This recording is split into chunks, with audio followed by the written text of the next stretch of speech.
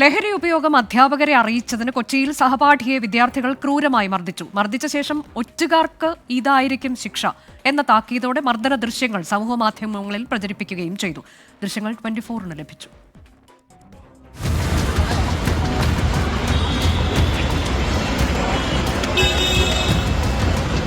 കൊച്ചിയിൽ പിടിമുറുക്കിയ ലഹരി മാഫിയ സംഘം പട്ടാപ്പകൽ അഴിഞ്ഞാടിയ ദൃശ്യമാണിത്. വിദ്യാർത്ഥികൾക്കിടയിൽ സജീവമായ ലഹരി മാഫിയ സംഘത്തെക്കുറിച്ച് ഒരു വിദ്യാർത്ഥി അധ്യാപകന് പരാതി നൽകിയതിനെ തുടർന്നാണ് മർദ്ദനം. പട്ടാപ്പകൽ മറ്റു വിദ്യാർത്ഥികൾക്ക് മുന്നിൽ വെച്ചാണ് വിദ്യാർത്ഥികൾ ഉൾപ്പെടെ ഒരു കൂട്ടം സംഘം സഹപാഠിയെ ക്രൂരമായി മർദ്ദിച്ചത്.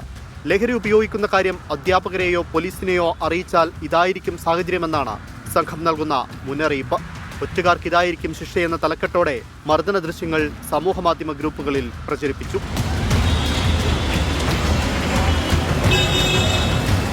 ഇതേ ഗ്രൂപ്പിൽ കുട്ടികൾ ലഹരി ഉപയോഗിക്കുന്നതിന്റെ കൂടുതൽ ദൃശ്യങ്ങളും പ്രചരിക്കുന്നുണ്ട്.